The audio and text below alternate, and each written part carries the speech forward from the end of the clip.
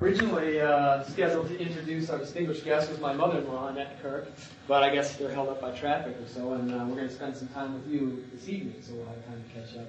But Annette's roots stretch not quite as far as our speakers back into the beginnings of the conservative movement in America, but they extend pretty deep in their own right, so we miss her. But it's not often we get a chance to introduce to you a correspondent from the front of the Spanish Civil War.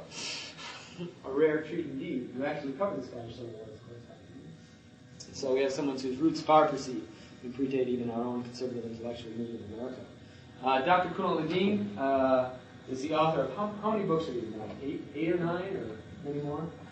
Books. Over 30? Between 30 and 40. Wow. Okay. A lot of books. In other words, I've published 34 and I've written nearly 40. In English, how many are well over, I would say, about 15 in English. Leftism Revisited was his last book, which we have in our library. Dr. Kuehnelt-Leddihn has described himself as an arch-monarchist and a classical liberal at the same time, not a combination we oftentimes see juxtaposed, but I'm sure he'd be happy to explain during the question and answer his monarchist liberal tendencies. But Dr. Kuehnelt-Leddihn been a very important thinker in the formation of the conservative intellectual movement. As you know, the conservative intellectual movement has been much more than an American movement. It's been a Western movement. It's been a concentration on broader Western themes. And to a large part, we have to thank a group of European emigres and minds who came to the shores at the very time that we were beginning to formulate a response after the Second World War. To liberalism. And they broadened, in a sense, the American component of the conservative critique to make it more than just an American movement, American response. It was truly a Western response. Eric Vogelin, Leo Strauss, Dr. Kuehnelt-Leddihn, John Lukács, who's up in Pennsylvania, all of these men contributed greatly to the direction and shape that our conservative intellectual movement was to take in this country. Kuehnelt-Leddihn is fluent in 8 languages, amazing. He's frequently, I remember a time that we scheduled a lecture for you at the University of Chicago, and I was trying to think of the title of it at the time, but it was sort of a gender-inclusive title. We were trying to get a lot of feminists to show up.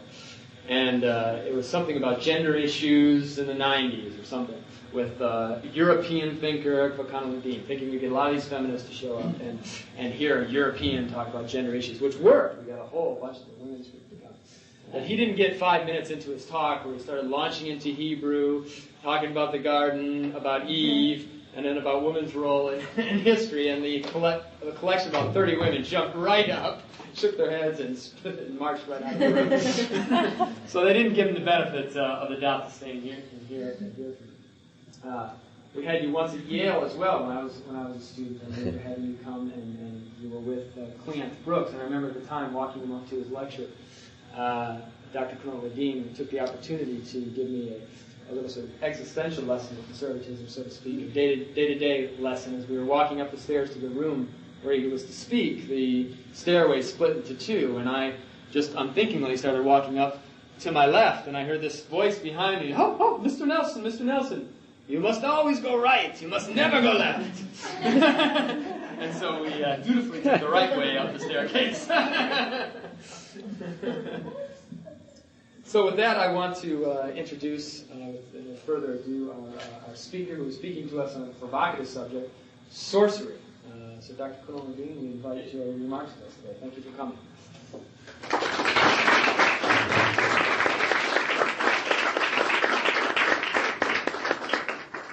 You know, I'm giving you in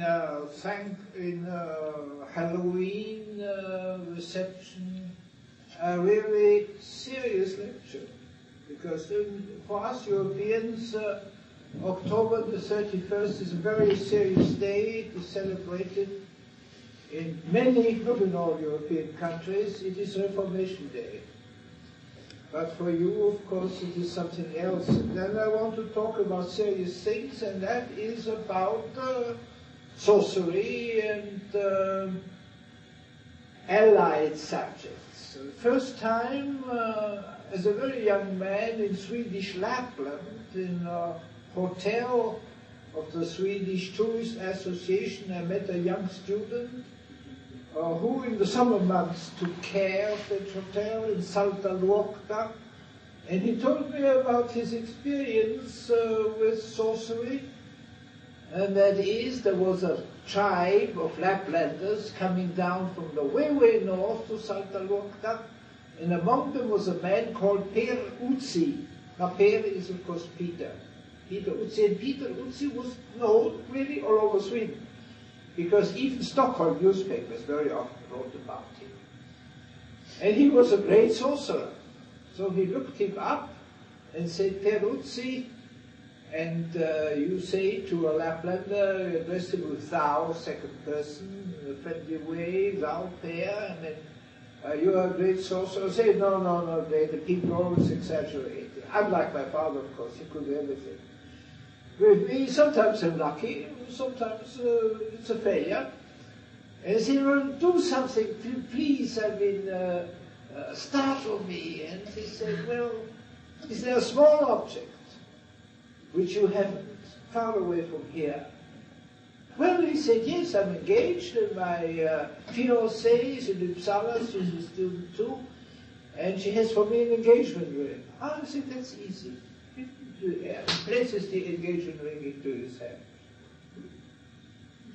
Now the man nearly went out of his mind. So he rushed back to the hotel and said to the cook, you write out the bills, you put the people in the bed. I can't stay here, I have to leave. So he then took the bus to Horspranget, and then from there to the train, another bus to Boden, and from Boden the great train to Stockholm, and left the train in Uppsala. In the suburb, she was living in a small house. There was a ground floor, and then what we call the first floor, we call it the second floor. He rushed up the staircase, knocked at the door, and she came out and said, you're here, but you should be in the hotel. Yes, he said, but where is on your hand the engagement ring? He said, my gosh, you've seen it already. Well, I have to tell you a story. You wouldn't believe me. I had two rings, the engagement ring and ring from my mother, and I put them into the living room on the table and went out to the kitchen and cooked the cake. And then suddenly hear a funny noise, look into the living room, nothing has happened, go back, put finally the cake into the oven, wash my hands, go back, look up, and there's my mother's ring, and yours has disappeared. Here it is. Put that into your pipe and smoke it. Do you believe it? I tell you very honestly, I didn't believe it quite at that time, but studying sorcery from then on a little bit globally, I do believe in it, yes. Yes. Of course, there is one great problem I have, a theological problem, which I have not solved. And that is, are there spirits? Because all these things which are done by sorcerers are not done by themselves, but by cooperation with spirits.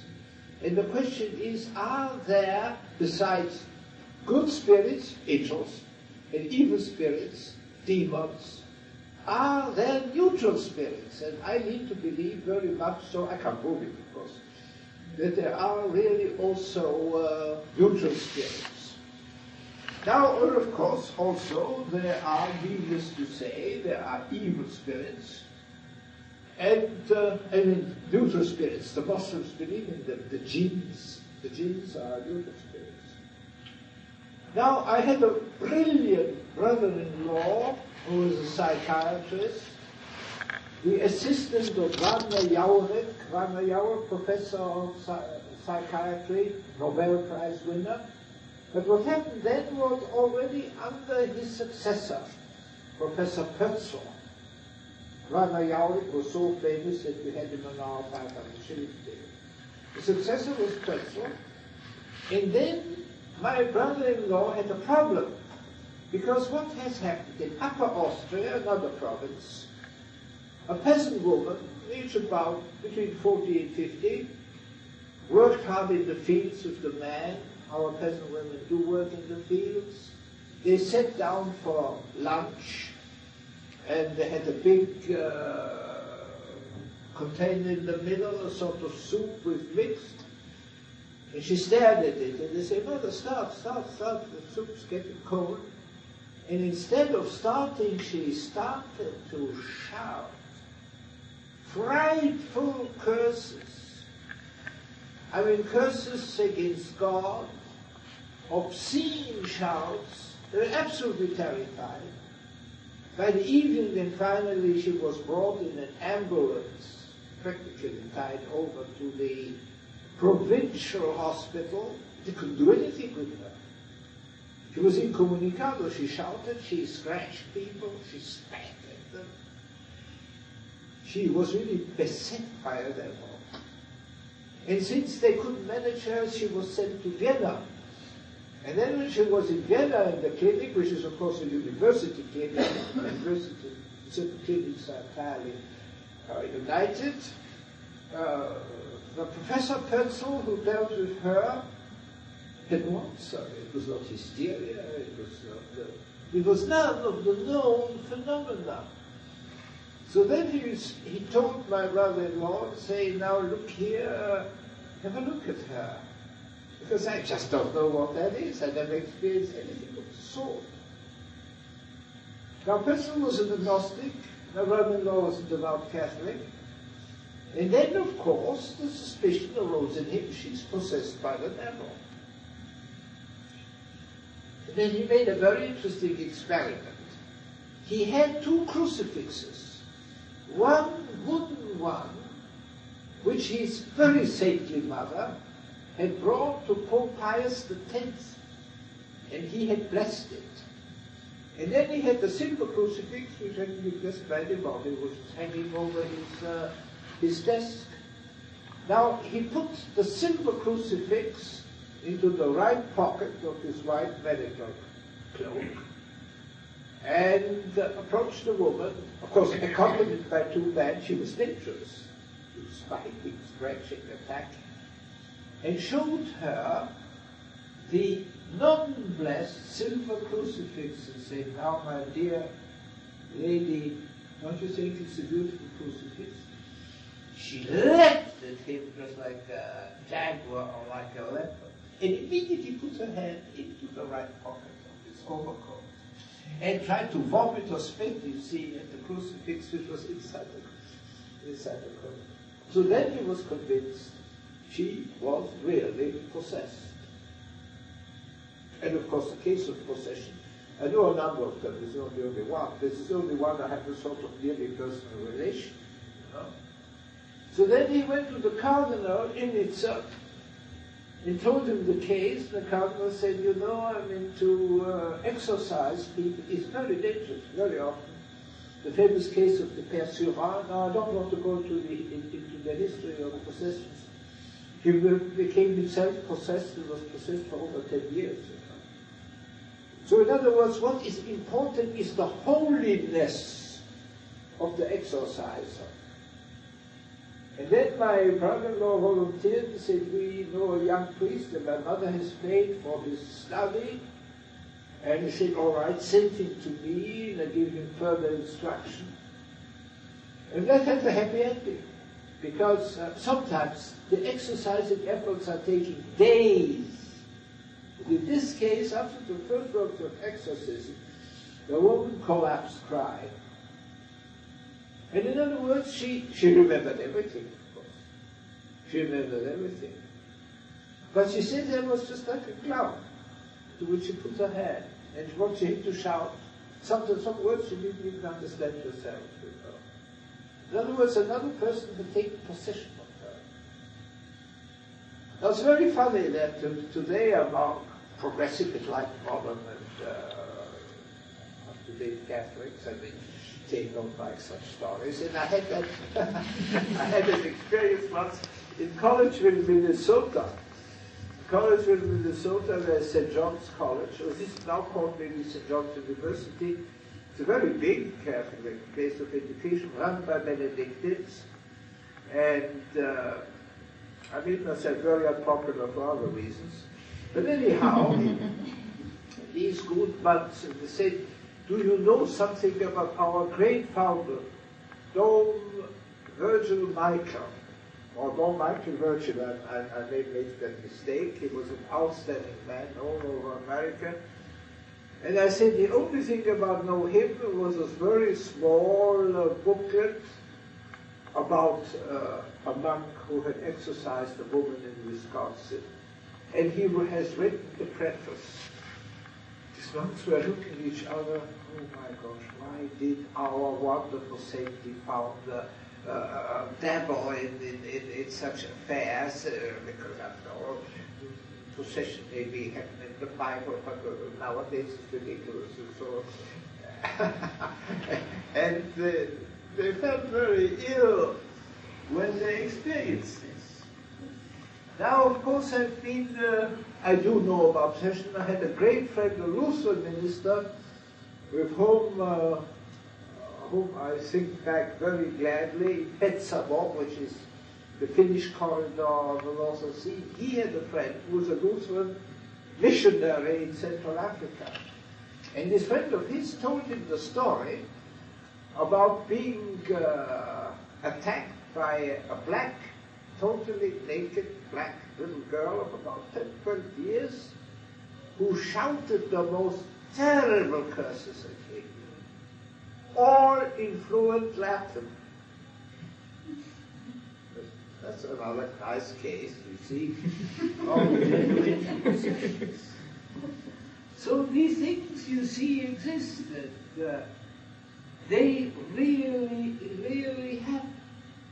When I was in New Guinea, in Port Moresby, I had long talks with missionaries there.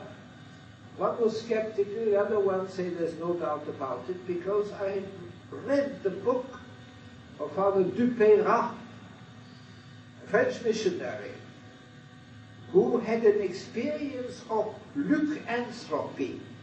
Now, lycanthropy, if I translate this word regularly, really means wolf-human thing. But lycanthropy is generically used now to describe whether human beings can transform themselves into animals. And Father Dupeyrat was absolutely convinced. And he had a case there of a man who had been married in the Catholic Church, got tired of his wife, came to the missionaries and asked them to absolve him from the marriage and help him to make another one. And they said, can't be done. And they said, why? And they said, because the marriage is indissoluble when the partner is still alive. And they say, that's very human. If your religion is so inhuman, then of course I'd rather cease. I cease to be a Catholic and go back to my pagan convictions. Okay, well, thanks. Then one nice evening, the missionaries, 3 of them and their helpers are sitting together, and they hear the coming of a cassowary. Now, you know, the cassowary is a running bird, looks like an ostrich, smaller. But the cassowary, when the cassowary runs, it gives an almost metallic sound of his feathers. And the cassowary approaching, curiously enough, because a rather shy bird, that mission. And then the noise ceased, and then they hear steps coming up. And in comes the dissident, repaganized man with a very evil grin and sat down in a corner. Didn't say a word, he just grinned at the other people. In the meantime, he had taken a boat into another village, quite far away, let us say 10, 15 or 20 miles away, at the other side of the mountain ridge. And there he was. And then he rose, went down the staircase, and you could again hear the swishing sound of the disappearing cassowary. In other words, they had the idea and the conviction. The man had transformed himself into a cassowary. Now they were so curious to really come to the bottom of the story, what they did is, a week later, they took with their jeep, it was a long, long trip, went to that village, and there they could really find out that that man, at the time, he was at the mission station. The man at the time was not in the village. But normally, if the man had walked, he could never have reached the village. He must have run, because the castle is run like the ostriches run. And then they found the man, and then they cross-questioned him. They gave the man Sindari to feed and pray. And he said, "You were, of course, in our mission." "Sure, you saw us." "And then how did you get there?" "I got to your place." "But how did you get there?" He said, "You know, you can transform wine into the blood of Christ, and then bread into the body of Christ. And we pagans, we also have a few tricks." Now, discussing this with missionaries in proportion, I discussed it with three. Two of them say absolutely no doubt. They were absolutely convinced they can practice sorcery. I can tell you, in South Africa, I spoke with white people, and most of the white people say, "Well, the Bantus, obviously, I mean, what a silly question." "Oh, of course they can practice witchcraft." And the temper of the Bantu is actually, I mean, not the educated, politically minded black man, but the average man, the white man. Sexually, he's below every level, and if his car breaks down in the Kalahari, then he nearly cries because he has to walk 20 miles. Doesn't have any respect for the white man.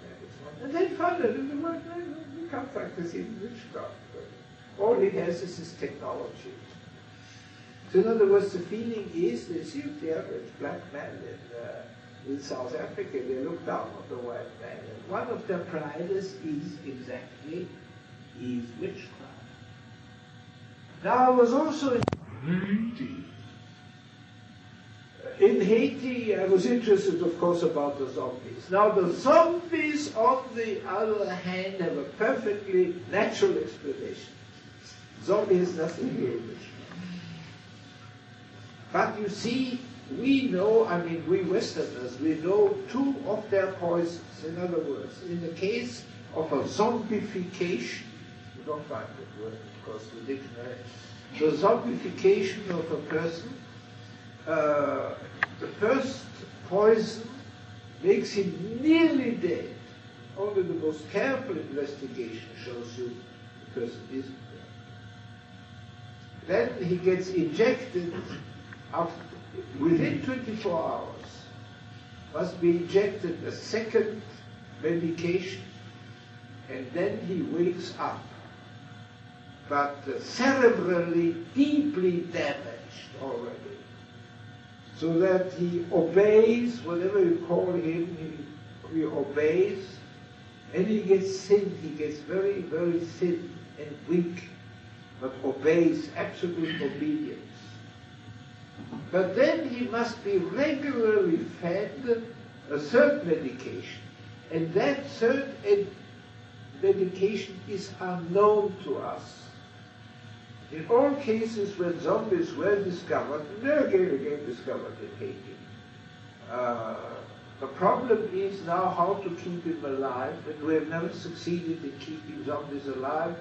There was a case that told me during the American occupation of Haiti, which had lasted until 1934, there was a case of break-ins by dwarfs. Dwarfs had broken into various homes. And then they found out these were not dwarfs, these were two little girls. They had been zombified. They had been zombified, they were brought to the hospital, died within a week. All the discovered zombies died within a week because we had told them never sleep. But apart from that, the bokors, you see, the bokors, in other words, the real sorcerers, they can extraordinary things within the voodoo witchcraft. And I spoke to the man they call Le Petit Nonce, the little nuncio, because His Excellency the nuncio had been thrown out. I was there under Papa Doc, of course. Under Papa Doc, the nuncio was thrown out, and there was a very, very bright, intelligent, about 25-year-old Italian, who was sub-nuncio. He was there, and Ron Thompson, absolutely in his mind, not the slightest doubt that the Bocors can practice real witchcraft. And then I met a very nice Baptist missionary, an American, from Tennessee, who had a little voodoo museum of voodoo statues and so on. In other words, a man who had been to McKinley High and went through the whole American, education. He had not the slightest doubt that they can practice actual witchcraft. In Guatemala, in Cartel, which is a fairly large, let us say, I would say 4,000 or 5,000 people, villages of 4,000 or 5,000 people. A friend of mine, a Carnaticus, was a Catholic missionary there, and his great pride was that he had really converted, truly converted, a real sorcerer with whom I spent the whole afternoon. The man was really quite educated. And he said it was very easy for him to transform, to make people sick, and to make animals sick, to destroy harvest. And he said, I'm afraid I might have been able, and he wasn't sure, even to commit murder. But he said, luckily enough, I didn't. And he insisted, when he became converted, very intelligent man, that he went in the church before the altar and explained to people that he had broken with sorcery. But you see, there were also not only sorcerers, there were adivinos. And the adivinos were second sight seers. In the next village was Sunil, and in the company of my friend, the missionary, belonged to an old Austin family, there were 4 young people, 2 boys, 2 girls, who had got a bachelor's degree, aged 17, 18, with us, of course, of Innsbruck University. They were missionary helpers. And when they heard about adivinos, sorcerers, they laughed. These young people from the Tyrol, of course, they were enlightened. I mean, such nonsense, it's ridiculous. But one nice day, they got a little jolted, because in the next village in Sunil, most amazing, there was another missionary, a German, from the Style Missionaries Society of the Divine Word, and he had a helper. And very near to the church in Sunil, there was a real idol, a stuffed up figure of a man, consisting in clothes, and a mask, and in gloves, and a hat. He looked like an American tourist, called San Shimon. The people worshipped him. And I had the opportunity, I went into that hut, and there was this creature with many burning candles and gifts, lots of cigarettes, American cigarettes, by the way. And in came a man, knelt down, and said, San Shimon, I beseech you, help me. You know about whom I'm talking about. This is an evil man. He borrowed from me 20 quetzal. He doesn't pay them back. Please, let him be very ill. Let him even die. Let his cattle die. And pray, and then giving him some gift. Now, of course, that is not sorcery. The sorcery, the adivino found comes. Now, these 4 young men who laughed about it made a tour of the mountains with the one missionary, a German missionary helper of the priest in Sunil. And while they were on the top part of a mountain side, they saw a possibility of getting directly down into the valley. And they said, oh, let's get down into the valley, said the German, and the Tyroleans also, the mountain people, said, no, we're afraid of snakes, and if we slip, it looks a little bit dangerous. They said, you are very cowardly Tyrolean mountain people. I'm going to go down and we'll meet them in the valley. When they finally reached the valley, the German missionary helper wasn't there. So they waited and waited. But then they saw a farmer, and that farmer was plowing the field. And they say, have you perhaps already seen? Had he come already down? You know that missionary helper of the village. He said, no, I haven't seen him. And he put his hand in his trousers and brought out a crystal, looked at the crystal and said, well, I'm going to tell you.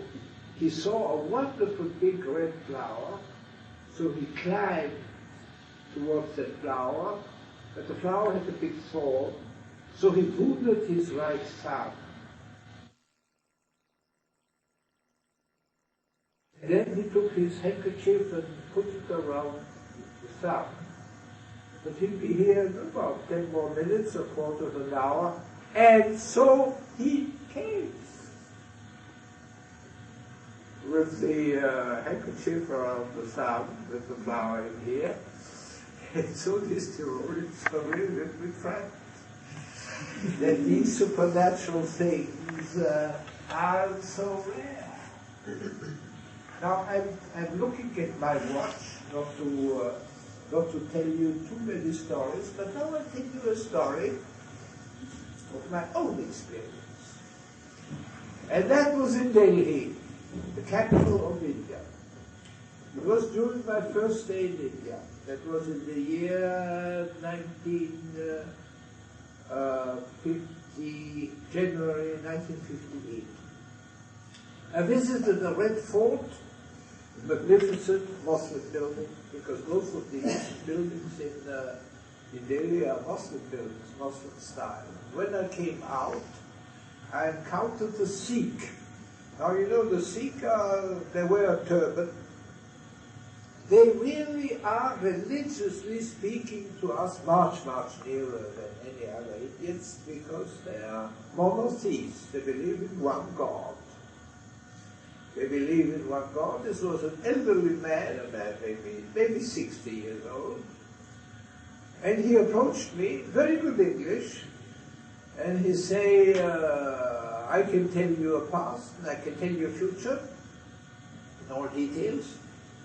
And look, here are the writings, people thanking me for my assistance.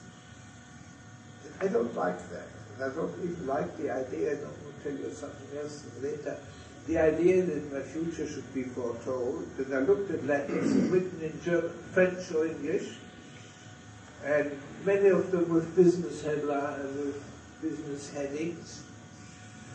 And I said, no, I don't like that at all. And then he said, I know that you are married and have 3 children. Yes, he said, it's correct. And then he said, and your wife's first name begins with an M. I said, that's wrong already. No, it wasn't wrong. Because my wife's name is Maria Christiane. And we always dropped the Maria. We always call her Christiane. And automatically they forgot that. But he was right. See, I was wrong. God help me. I show you something else. He opened the notebook, tore out a page, said, take that into your left hand, make a fist, put that fist into the pocket of your jacket. And now please dictate to me your first name and your date of birth and your wife's first name. I give the name as Christiane. In other words, I didn't dare to say Maria Christiane. And her birthday and her birthday. And then he said, okay, and now take your hand out, open it, take the piece of paper out. I said it was. But the interesting thing was that since that paper torn out of his notebook was a little bit more narrow than the full page in his notebook, in other words, the name of my wife, Christiane, the final E, was not in the same place in his notebook, it was in the next line.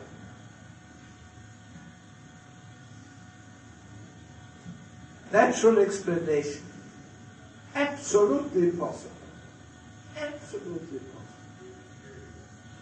He then said, and I gave him a few rupees, he wanted to run away, it was 2 years ago, the whole thing. And then he said, there's a man who hates you with such an intensity that I've never seen, that I hardly ever experienced it before. And his name is, I don't know, his name begins with a D. I say, I just wouldn't know. Then I gave him another couple of rupees. At that time, of course, a rupee was better than today. And literally fled. And then he shouted after me, his name is David. And I said, I wouldn't know any David who hates me that way. You must realize, David is a name which on the European continent is not used by Catholics. Catholics by and large never use Old Testament names, except Adam and Eve. Of course, Joseph, as I said, Joseph, of course, in the New Testament. But on the way home, I slowly realized that in the past, when I learned to ski in the mountains, there was a Dutch couple, husband and wife, and for some odd reason, which I don't know to this day, this couple hated me. The man hated me, both of them, husband and wife, hated me so much that he went to the ski teacher and said, keep away from him. He's going to ruin you. The ski teacher said, well, how could you ruin me at all if you want? Each time when I fell, and I fell quite often, he jumped high out of joy. When he fell and lost his spectacles, I picked up his spectacles. I tried to be, in such a case, I've always tried to be extremely nice to people who hate me extraordinarily. And gave him, and then he grabbed him from my hand. And even the wife gave me really dirty looks. Now comes the thing. His family name, not his first name, was Davids. David with the final S. That was him. In other words, the man went into my past and took out things, you see, with a much greater ease than I could do about my past. So you see here a little bit, you give me this lecture about the supernatural. In Budapest there were many old, there were a number of very old janitresses who were soothsayers, and you gave them very small sums. I frequented 2, 3 times I frequented them. Not to try to find out my future, because I was really curious, and they could, and that is the basic thing. I mean, these simple old, nearly illiterate women, they could without fail go back into my past, you know. But as to the future, it prophesied, they were no good. But in the past, they were amazing. They could say your mother has a half-brother and he dies from a rare lung disease. Correct. You see, correct. I mean, they could find out these things. Because I do think we have that gift. Now that has nothing to do, of course, with sorcery. It has to do, of course, with our mind, that we have intuitive forces. And of course, the more intellectual we are, the more crippled the intuitive forces are.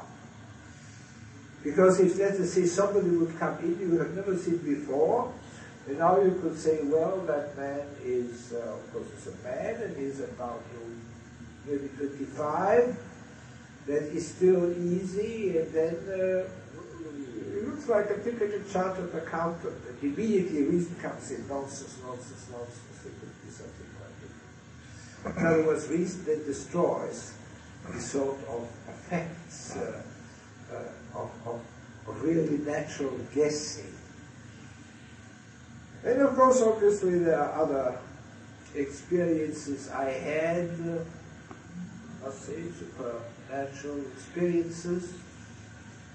The death of an acquaintance at 4:15 a.m., which got me out of my sleep, and not a really dear close friend, a man I knew fairly well, very little united us, a man who had the profile of Napoleon. In what I dreamt, this was a dream, not a vision, it was a dream. What I dreamt is I was looking into a mirror and I had Napoleon's face, for whom I have no affection or interest, and a feeling of dying, and woke up, and I had such a feeling of annihilation that I turned on the light, and there was a paper bag, and I wrote May 5th, 4:15 a.m. It took me an hour to go back, beating hard to go back to sleep.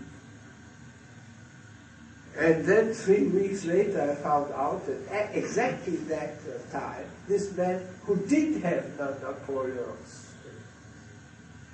And now the amazing thing is that later I found out that Napoleon actually had, the real Napoleon I had really died on the May 5th. Now what do you make out of that? I mean, theologically I can't make out anything sensible. And the evil demons, the devil, well, I'm a very old man, I don't mind. I tell you, I saw the devil. Not alone. In 1931, in Finland, a group of Englishmen had arrived, men and women, in a little village where you could swim and bathe. And they went there and swam and bathed and played bridge and had their amusement, and they packed their suitcases and then left.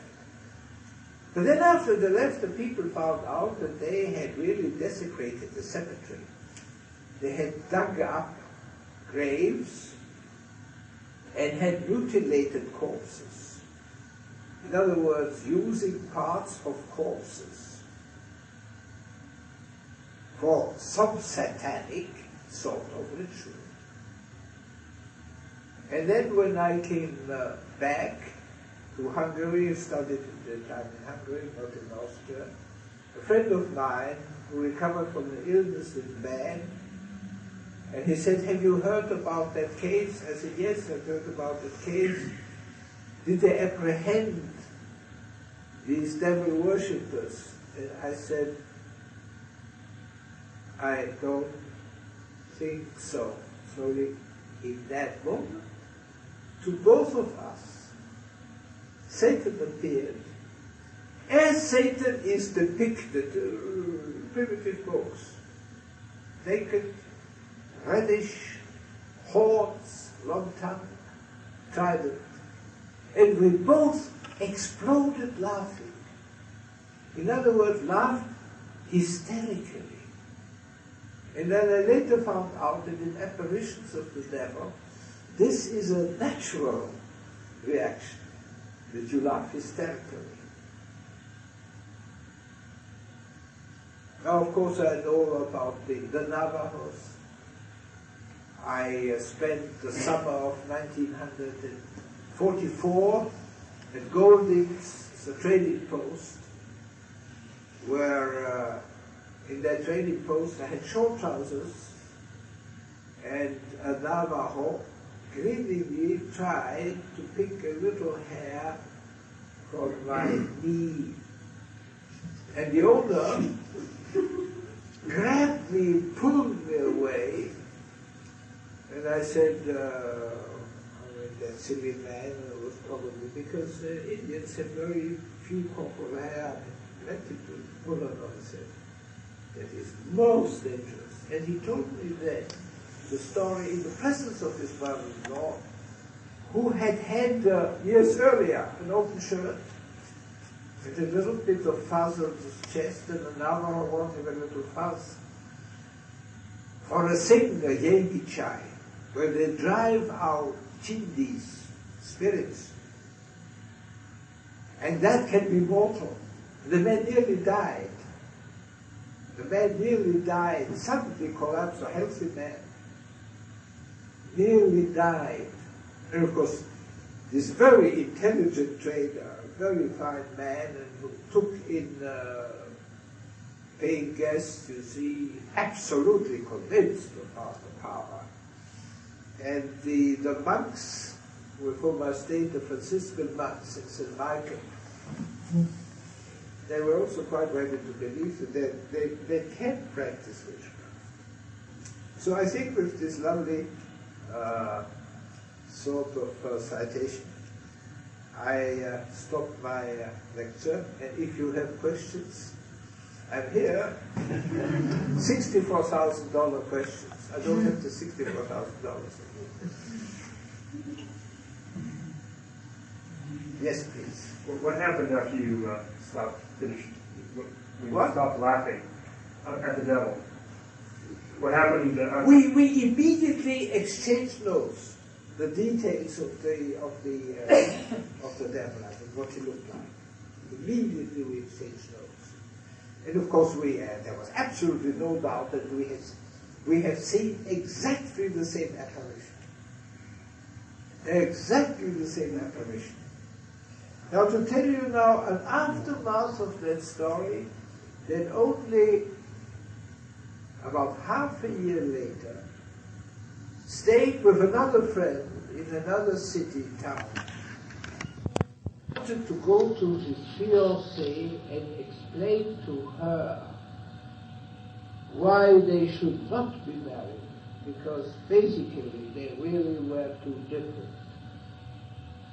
And I sat there and was writing on a novel. And then I had suddenly the feeling, a near vision. I can't say did I dream, there was a vision, what was it? Anyhow, I had the awful feeling that I saw Rome, and a monk coming out, you saw Rome and the cupolas that beat in the background. And a monk with an evil face, grinning, and I did have the laughing attempt. Now my friend, who in the meantime tried to terminate this proposal, started to talking to his fiancée, and while talking suddenly broke out in hysterical laughter. Now theologically I don't know what it is. I have no idea what it is. I have absolutely no explanation. I don't know whether this is satanic or not, but the impression I had from that monk was that monk was satanic. There's no doubt about it. Sometimes I have interesting dreams. I don't want to, dreams are dreams. Now to soothe you, I once had a very beloved father who died at the age of 53. And 3 years later I dreamt of him. And I dreamt that I was traveling with her mother and my sister in the dining car. There was the fourth seat was empty. And then he came in, very green in his face, with a big sigh. He let himself fall into the chair and said, "I'm just coming out of purgatory." I said, "What was it like? What was it like?" He said, "It's quite grim, but not half as bad as life."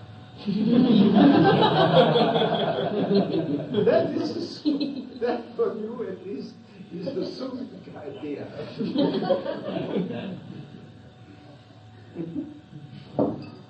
Other questions? The more? I just wanted to give you a comment on, I know Erik Vogelin was very much interested in the role of the occult in relation to intellectual history, how some intellectuals fell into at times this kind of idea that they can control human cosmos. What? Control human? Control human destiny or the cosmos. I mean, in his works on analyzing Hegel or Marx, how they had this kind of occult quality. In fact, he was doing studies of Hegel's intellectual work in Sorcery. I've never read that, but I mean, I've read parts of his, analysis, for example, of Marx and some other. I know. Is there a Hegel work on sorcery? No, not he was writing about Hegel's intellectual work. Yeah. And how he was wrapped up with his interest in the occult. Interested in the cult. The occult. In the occult. Oh yes, and the occult is in my mind is a reality of which we know very little. Of course, you must realize, obviously, in the Middle Ages, that the vast majority of the so-called witches, of course, were probably innocent. I mean, they really finally made the vows due to the torture to have at long last an end of their suffering.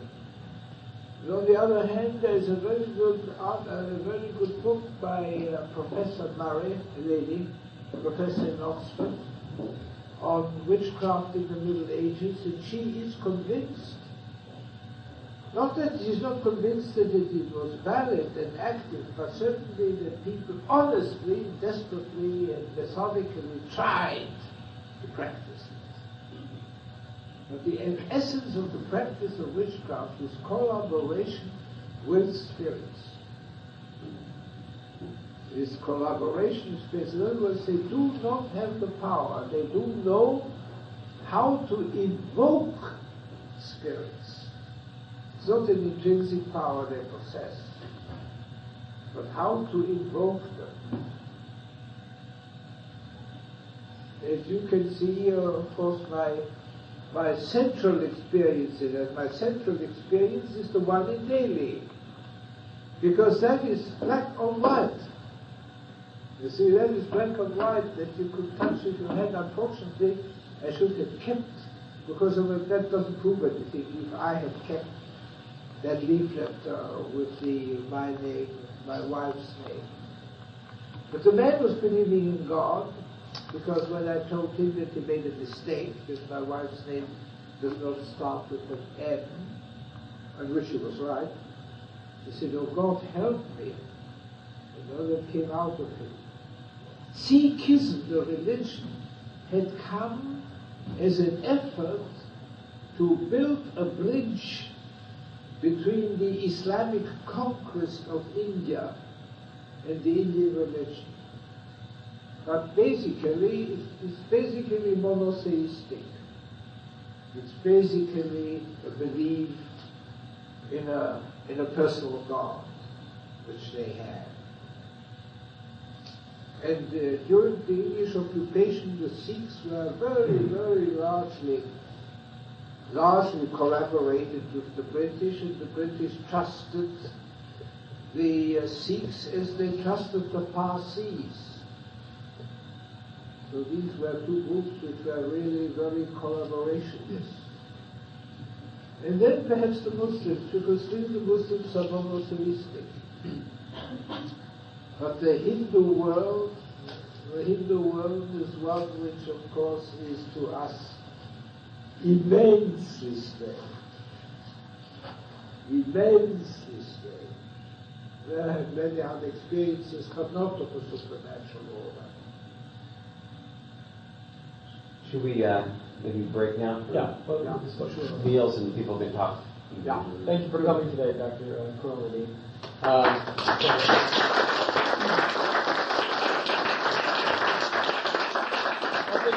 like to say this is the day for guests. As I mentioned, Annette Kirk is with us today. Mr. and Mrs. George Holscher, is it Marianne? Marsha. I'm sorry. Friends of Dr. Kuehnelt-Leddihn and guests here before are with us today, and a guest who's been too long away from the ISI family here, former ISI lecture director Bob Irwin, and his lovely little girl Catherine are here today. So as we mingle, say hi to our guests, okay? So you can begin by proceeding in. Thanks again.